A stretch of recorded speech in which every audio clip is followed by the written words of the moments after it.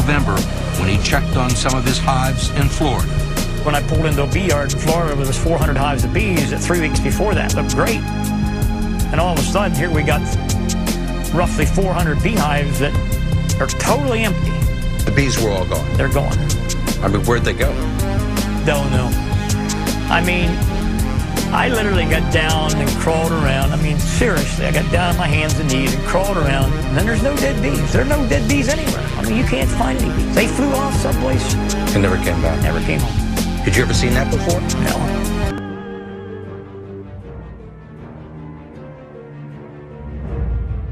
What, you're telling me that these people that dumped this AIDS-tainted blood in foreign countries, who killed children, have not been taken to task in the United States? It's worse than that. The U.S. government allowed it to happen. The FDA allowed this to happen. And now the government is completely looking the other way. Thousands of innocent hemophiliacs have died from the AIDS virus. And not only they're dying, their family members are dying because they're becoming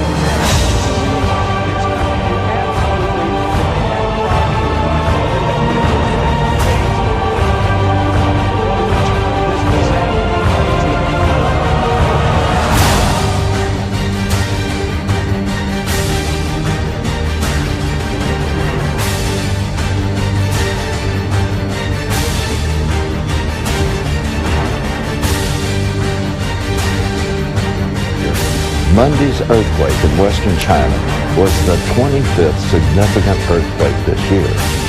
It's only May.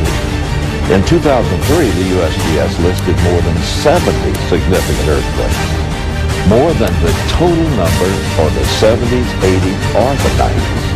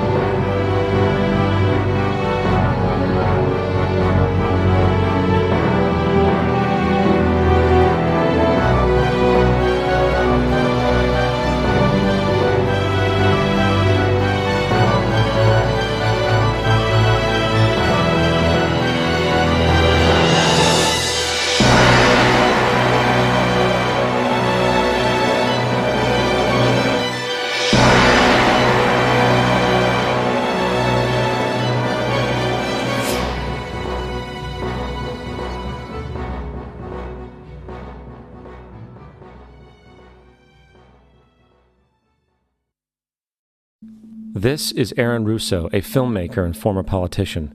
To his left is Nicholas Rockefeller of the infamous Rockefeller banking and business dynasty. After maintaining a close friendship with Nicholas Rockefeller, Aaron eventually ended the relationship, appalled by what he had learned about the Rockefellers and their ambitions. I got a call one day from an attorney woman I knew, and she said, would you like to meet one of the Rockefellers? I said, sure, I'd love to. And we became friends, and he began to divulge a lot of things to me. So he said to me one night, he said that there's going to be an event there, and out of that event, you're going to see we're going to go into Afghanistan, so we can run pipelines from the Caspian Sea. We're going to go into Iraq to take the oil and establish a base in the Middle East, and we're going to go into Venezuela and try and get rid of Chavez. And the first two they've accomplished. Chavez they didn't accomplish. And he said you're going to see guys going into caves looking for looking for people that they're never going to find. You know, he was laughing about the fact that you have this war on terror. There's no real enemy. He's talking about how by having this war on terror, you can never win it because it's an eternal war. And so you can always keep taking people's liberties away. And I said, how are you going to convince people that this war is real? He said, but the media can convince everybody it's real. I mean, you know, it's just that you keep talking about things. You keep saying it over and over and over again, and eventually people believe it. You know, you created the Federal Reserve in 1913 through lies. You create 9/11, which is another lie. Through 9/11, then you're fighting a war on terror, and now all of a sudden you go into Iraq, which was another lie, and now they're going to do Iran. You know, and it's all one thing leading to another, leading to another, leading to another. Now, I would say to them, what are you doing this for? What's the point of this thing? You have all the money in the world you ever want. You have all the power. I said, you know, you're hurting people. It's not a good thing. And he would say, what do you care about the people for? Take care of yourself and you take care of your family. And then I said to him, what are the ultimate goals here? He said, the ultimate goal is to get everybody in this world chipped with the RFID chip and have all money be on those chips and everything on those chips. And if anybody wants to protest what we do or violate what we want, we just turn off their chip. That's right, microchipped. In 2005, Congress, under the pretense of immigration control and the so-called war on terrorism, passed the Real ID Act, under which it is projected by May 2008, you will be required to carry around a federal identification card, which includes on it a scannable barcode with your personal information. However, this barcode is only an intermediary step before the card is equipped with a Verichip RFID tracking module, which will use radio frequencies to track your every move on the planet. If this sounds foreign to you, please note that the RFID tracking chip is already in all new American passports. And the final step is the implanted chip, which many people have already been manipulated into accepting under different pretenses. In the end, everybody will be locked into a monitored control grid where every single action you perform is documented. And if you get out of line, they can just turn off your chip, for at that point in time, every single aspect of society will revolve around interactions with the chips. This is the picture that is painted for the future if you open your eyes to see it. A centralized one-world economy where everyone's moves and everyone's transactions are tracked and monitored, all rights removed. The most incredible aspect of all, these totalitarian elements will not be forced upon the people will demand them. For the social manipulation of society through the generation of fear and division has completely detached humans from their sense of power and reality.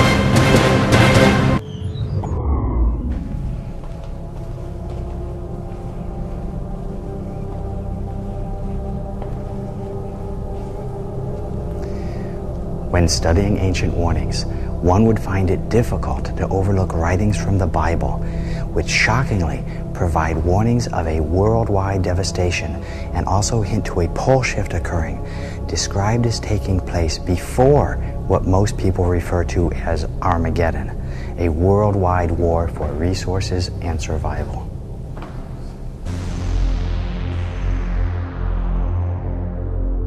There was a great earthquake, and the sun became black, and the moon became as blood. Every mountain and island were moved out of their places, and there were voices and thunderings and lightnings. There followed hail and fire mingled with blood, and they were cast upon the earth. And the third part of trees was burnt up, and all green grass was burnt up. And the third part of the creatures which were in the sea and had life died. There should no flesh be saved, but for the elect's sake, those days shall be shortened. This phenomenon is called pole shift, in which the entire mantle of the Earth would shift in a matter of days, perhaps hours, changing the position of the North and South Pole, causing worldwide disaster. Earthquakes would rock every continent. Massive tsunamis would inundate coastal cities. It would be the ultimate planetary catastrophe. As unlikely as this theory seems, it is backed by science. Albert Einstein first suggested it in 1955, and a new study from Princeton University reveals that the poles have shifted before. The North Pole rested in the middle of the Pacific, placing Alaska at the equator. Even if this pole shift took place slowly over years, it would result in global climate change and shifting sea levels. If it took place rapidly, it would mean planet-wide disaster and mass extinction of species.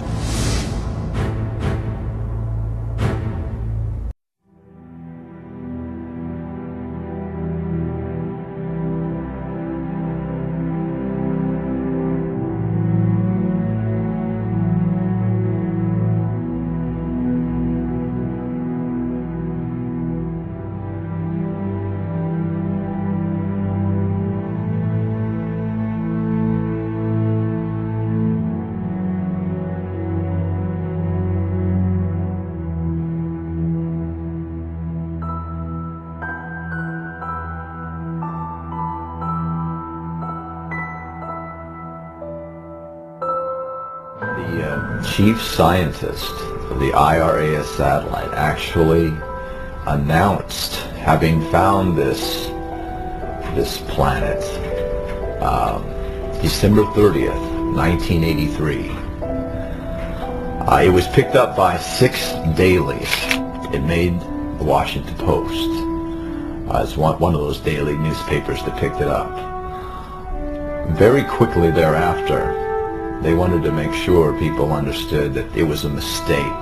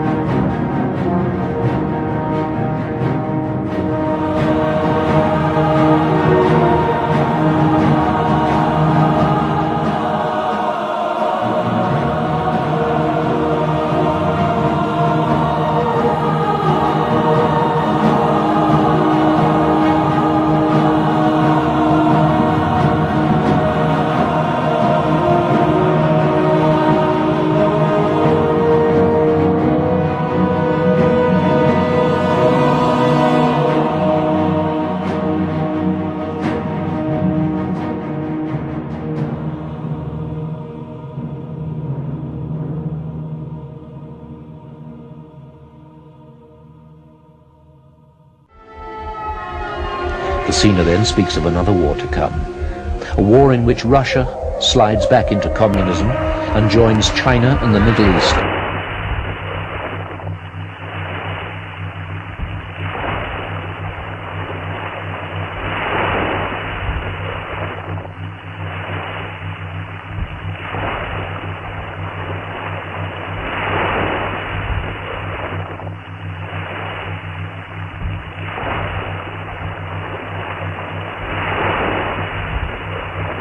Russia slides back into communism and joins China and the Middle East to fight against America and Germany.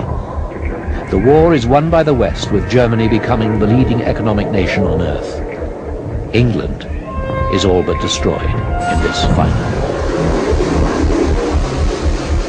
I see a great war, fast and furious. It will be fought mostly from the skies. I see weapons that we have not even dreamt of. Germs that cause sickness and electric rays that devastate the earth. Russia is creating a new USSR, and that the Americans have not abandoned their Star Wars program. In these days, Africa will fall into anarchy and mass starvation. In these days, white racism will be on the increase all over the world, especially in Europe. For the Afrikaner nation, it will be a dark time when many forces will be aligned against it. But then, he says, the Afrikaners will rise again and regain their freedom. The nation will take their destiny into their own hands. There will be a great silence before the storm. I see a pail full of blood toppling, falling. And from the pail will rise the Fierclear flag to fly again over a free nation. When will this happen?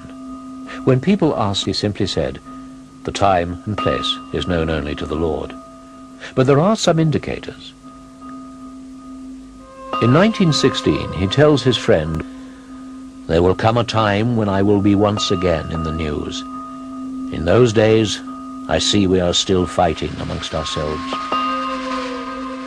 Then it is over, and we will have a black government. It is then that the Afrikaners' final and fiercest struggle will begin.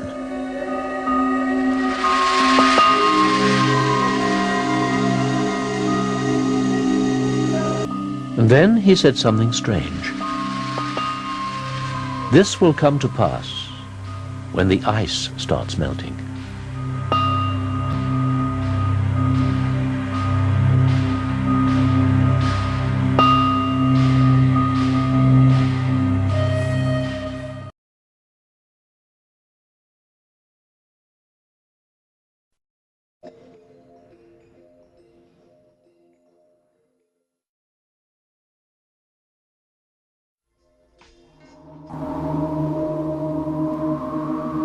In the winter of 2005, scientists made a frightening discovery. Increasing global temperatures were causing the Greenland ice sheet to melt at an alarming rate. With the help of satellite sensors, scientists saw that the glaciers had softened to the point that they risked a sudden collapse. If that happens, it would cause a catastrophic rise in sea level. If we continue on business as usual, it will be this century, and very possibly before the middle of the century. You mentioned the sea level would rise 20 feet alone if Greenland melted. How does that affect the world? Well, that kind of an increase would inundate most of South Florida, most of South Louisiana, parts of Manhattan. In the low countries of Europe, like the Netherlands and Belgium, they would be almost completely covered. China, 250 million people would be underwater. Almost the entire nation of Bangladesh. It's even been speculated that if the sea level rise occurred fast enough, some major cities might have to be abandoned, like for instance London, because it's too complex and too expensive to build the seawalls as high as are necessary. Are you going to build a wall 25 meters high around Florida? I don't think so. You're talking about hundreds of millions of refugees. I mean, this is That's huge. I mean, I think it's impossible to imagine a strain It is. on the system quite that big. It really is. We have seen what happened when 100,000 people were displaced from New Orleans and the Gulf Coast communities. And it's difficult to imagine a couple of 100 million.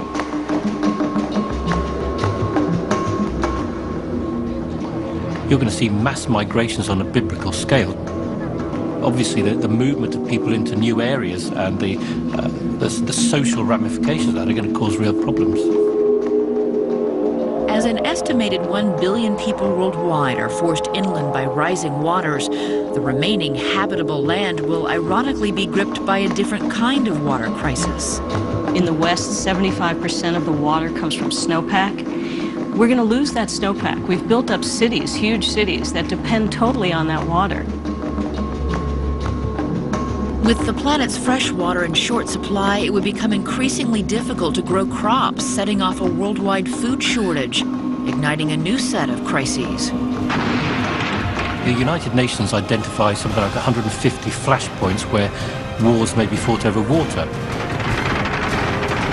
War, famine, and drought, coupled with an unstable climate system, could push the death toll into the billions. This is a level of disaster that the world has never seen.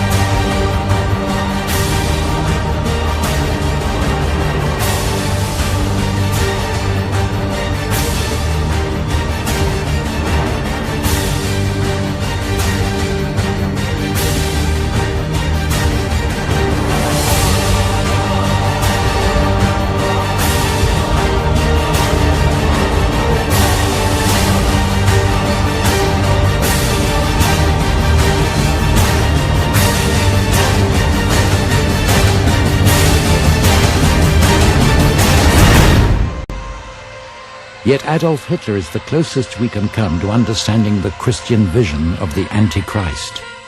Like Hitler, he will mesmerize the masses so that he can enslave them. Hitler's 1,000-year Reich lasted less than 12 years. During those years, however, the control that Hitler exercised over peoples and nations was awesome. Yet by today's standards, the tools that he had with which to control them were primitive. There were no electronics as we know them. The prophesied dictator, the Antichrist, will be an updated Hitler. But unlike Hitler, all of the astounding advances in electronic technology will be at his disposal. Vast media networks and mind control electronics will serve his ends. The most destructive weaponry will be his to command. And he will program humankind to do his bidding.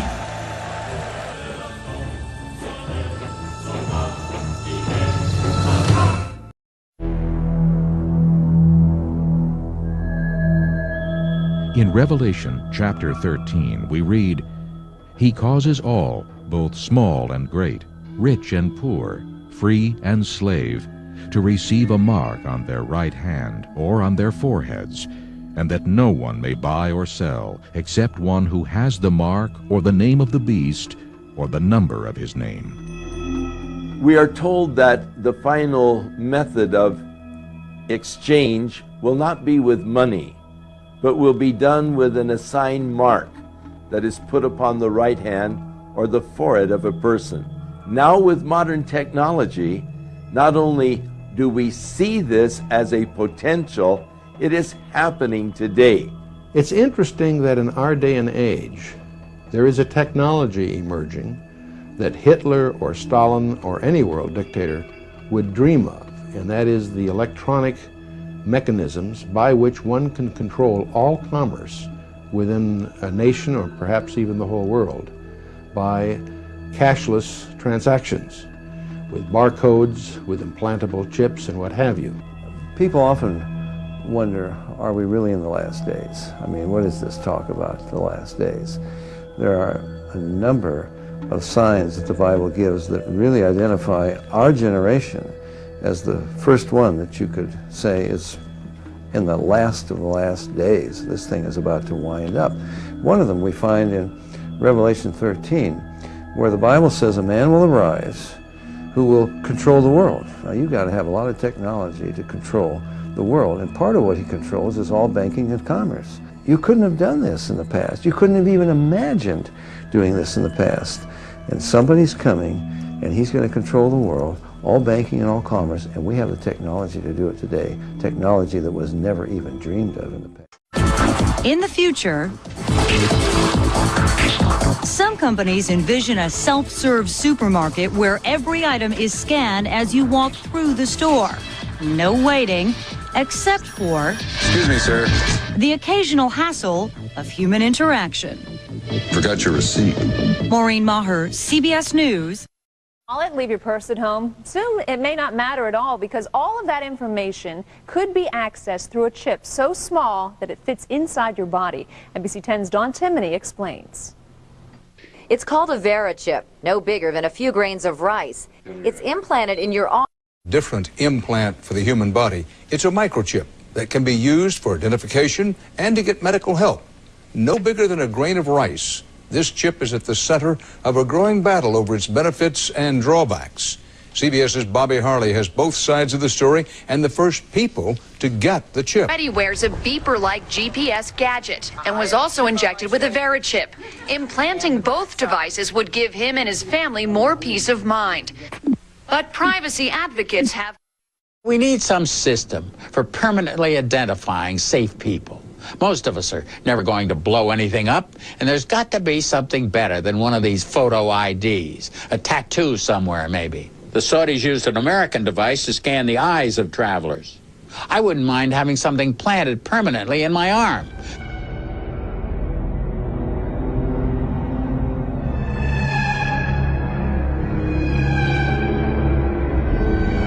Everybody being chipped, all your money in those chips, and they control the chips, and they control people, and you become a slave, you become a serf to these people. That's their goal, that's their intention. How do I put it? It was like, what do you care about them? What do you care about those people? What difference does it make to you? Take care of your own life. Do the best you can for you and your family.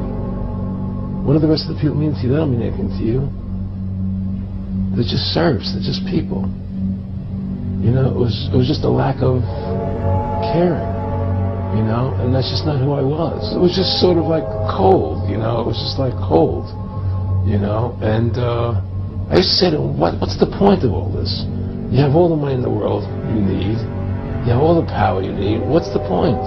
You know, what's the end goal? And he said the end goal is to get everybody chipped, to control the whole society. I'm not talking really about backwards masking, I'm talking really about backwards messages.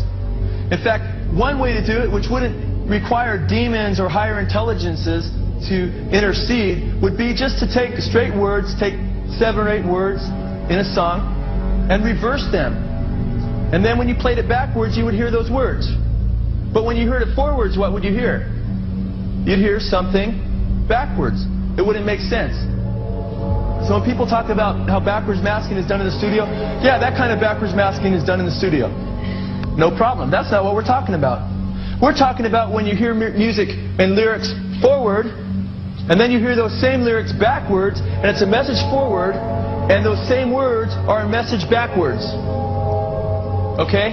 And we're not talking about one or two words.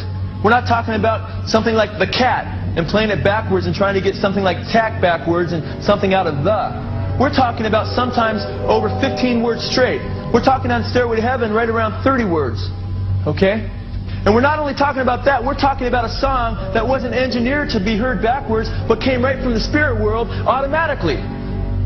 Okay? And then we're talking about if you wanted to make lyrics backwards on a song, you're going to mess up that song forward pretty bad, right? Well, Stairway to Heaven is the most popular song in rock and roll. So this destroys any kind of argument that comes against it. And what destroys it more is the lyric forward often has everything to do with the lyric backwards. And to take it even further, you can hear a lot of these same things on live albums backwards. Because it's the demonic spirits using these human beings. Do you understand that? So let's listen to it. Remember, first of all, that they were invoking Satan, that they got it from Satan, and listen to what you hear backwards. Forward. Your stairway lies on the whispering wind. Forward it says, and your stairway lies on the whispering wind. Backwards it says, because I live with Satan. Listen carefully.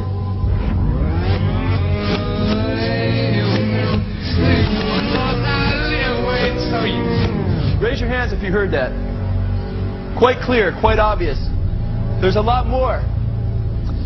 Backwards it says, here's to my sweet Satan.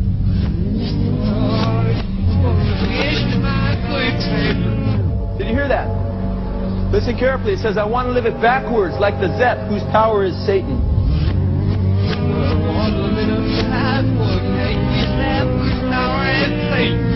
Did you hear that? Then it says, he will give you 666.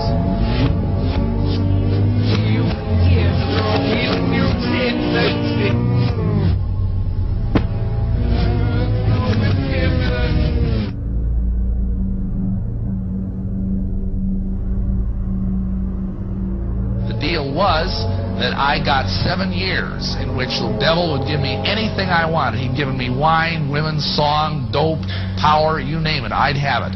Then at the end of those 7 years, he got to kill me and take me to hell. What a deal. Anybody want to sign up? Yeah, you see, you got to understand something.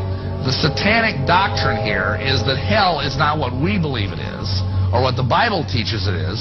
The satanic doctrine is that hell is this incredible party. Hey, Satan! Playing my tune! Playing and rocking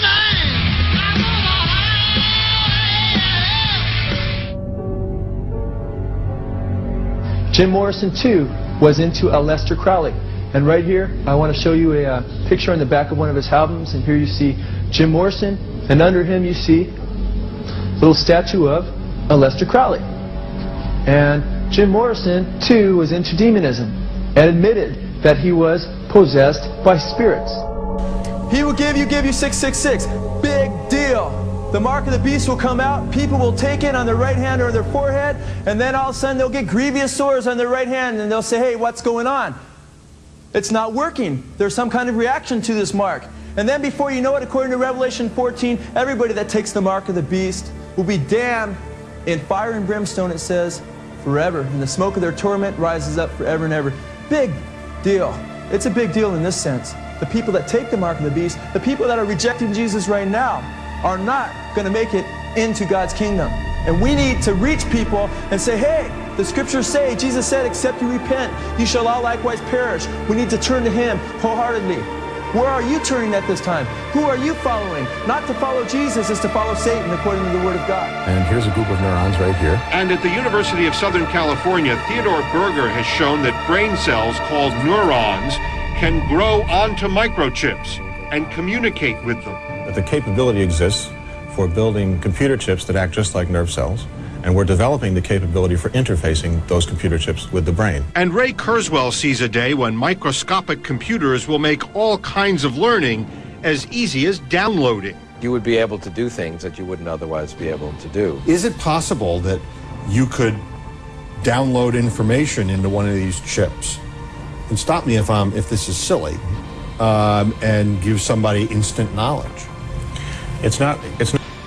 In the 1960s, Professor Jose Delgado took a normally hostile bull and implanted electrodes into its brain. Electrodes that could be activated by a radio transmitter.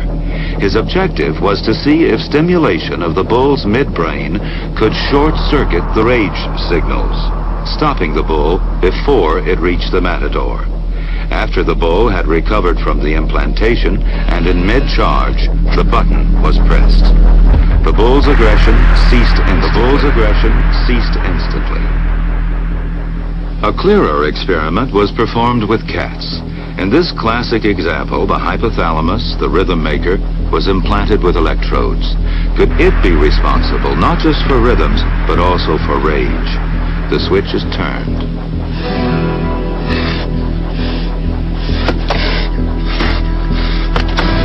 Then the switch is turned off. So indeed, the hypothalamus does control certain types of aggression. Can a microscopic tag be implanted in a person's body to track his every movement? There's actual discussion about that. You will rule on that, mark my words, before your tenure is over. Can brain scans be used to determine whether a person is inclined toward criminality or violent behavior? You will rule on that.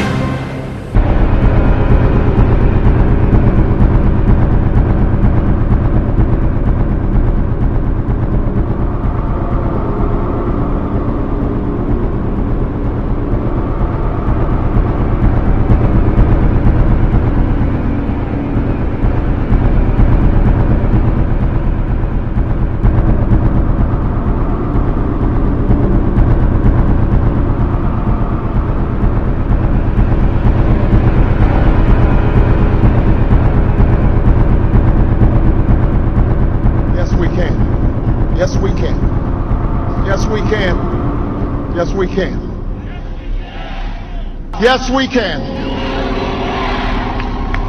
Yes, we can. Yes, we can. Thank you, say. Thank you, say. Thank you, say. Thank you, say. Thank you, say. Thank you, say. Thank you, say.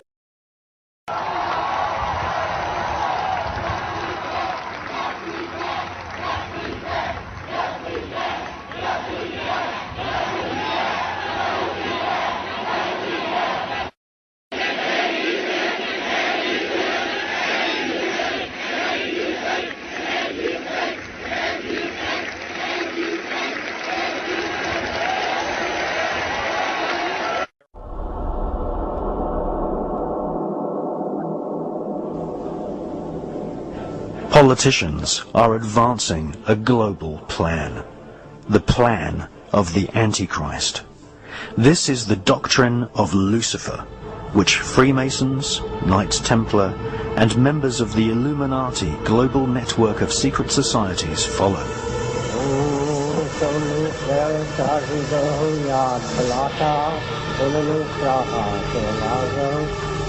Their goal is the total spiritual and ecological destruction of the world.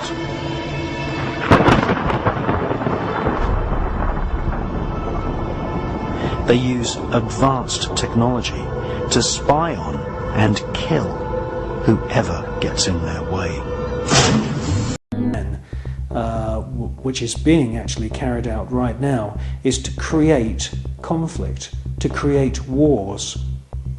And through the creation of wars, several things happen. First of all, the companies which manufacture the missiles, the guns, the bullets, the uniforms, and all of the paraphernalia to do with warfare, all make huge profits. Secondly, there is a culling of the male population. Since the 1950s, we've had several reports from think tanks that feed information into the European Union, the British government, and also the American government, which are recommending depopulation. And there is several plans which we believe have been put in motion right now. And obviously war is one way of depopulating the planet.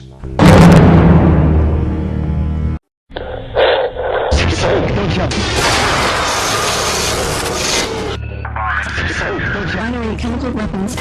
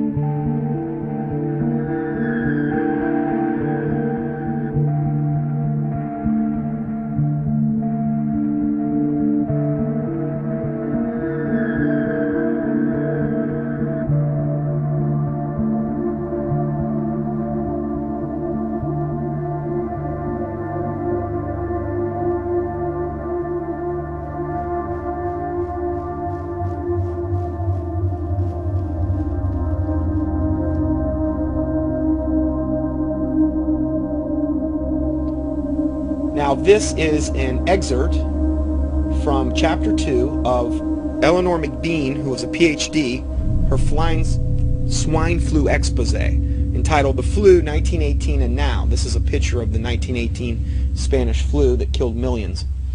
She says in this excerpt, I was an on-the-spot observer of the 1918 influenza epidemic.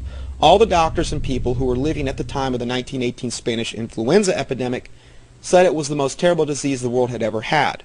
Strong men, hale and hearty one day, would be dead the next. The disease had the characteristics of the Black Death, added to typhoid, diphtheria, pneumonia, smallpox, paralysis, and all the other diseases the people had been vaccinated with immediately following World War I. Practically the entire population had been injected or seeded with a dozen or more diseases or toxic serums. When all those doctor-made diseases started breaking out, all at once it was tragic. She goes on to say that pandemic dragged on for 2 years, kept alive with the addition of more poison drugs administered by the doctors who tried to suppress the symptoms. As far as I could find out, the flu only hit the vaccinated. Those who had refused the shots escaped the flu.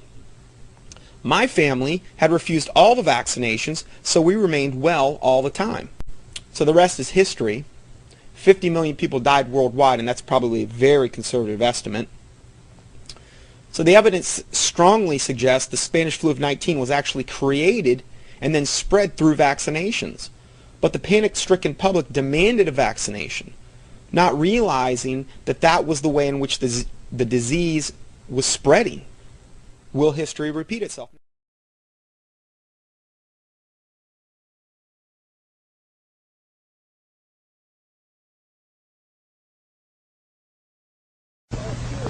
I don't need another flu shot. I had a flu shot last year. A swine flu epidemic may be coming. Swine flu shot? Well, I don't know. I've been thinking about it. It could make you very sick. Swine flu? Man, I'm too fast to let it catch me. You'll want to be protected. I'm the healthiest 55-year-old you ever seen. Hey, I play golf every weekend. Get a shot of protection. The swine flu shot. The Book of Revelation warns of an age of destruction, where planet Earth will be writhing in pain like a mother giving birth. The Book of Revelation prophesies the birth of the Antichrist, who will emerge to wield great political power across the planet. The plan of the Antichrist is very simple: famine, plague, war, total annihilation of all living creatures. This will be done, apparently, by mass killings of children around the world. Famine, pestilence, plague, and war will be used to kill thousands of children each day. In actual fact, before our very eyes, every day 26,000 children die from starvation and preventable diseases such as the common cold.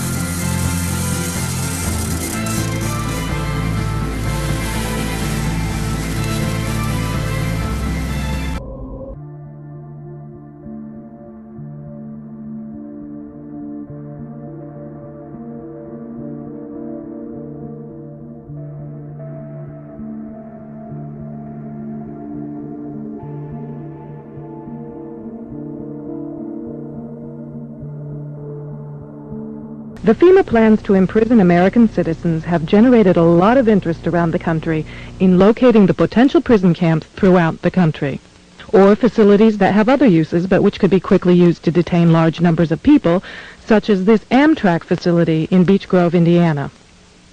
All of these apparent security measures are particularly unusual here, because this is a very low crime area, and this facility is nothing but an old train repair station with nothing in it worth stealing.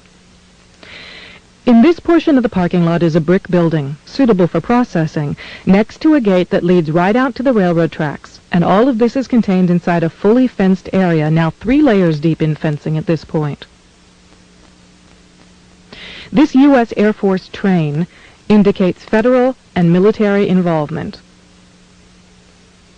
Facing the opposite direction, you can see that this area, too, is a very large fenced area with railroad track running the length of the fence and plenty of warehouses. This small building is the only way into a particular fenced area. Inside this building, we see more of the motion-activated detectors, electronic turnstiles, and prison bars. Outside this building is fencing and a cattle run section of fence, all topped by barbed wire, pointing inward, not to keep people out, but to keep people in. On the other side of the building, you'll see signs that say Red Zone, right up next to the railroad tracks that run the length of the fenced area. Next to the Red Zone sign, you can see closely numbered markers on the fences that are too closely spaced to be parking markers, just as if they plan to have people line up to board the trains.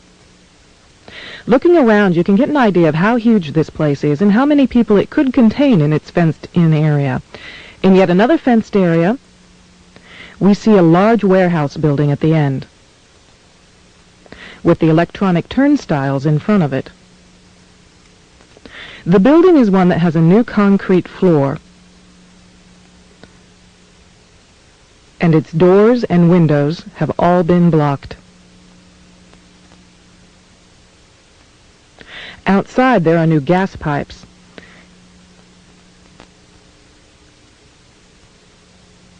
Even as we were filming, a black helicopter flew over us, observing what we were doing, which has happened many times when we have been at the facility.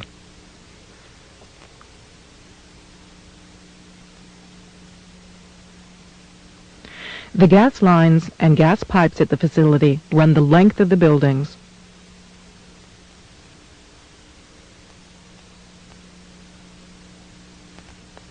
And come out at some very, very large, brand new furnaces that have been installed at the buildings throughout the facility.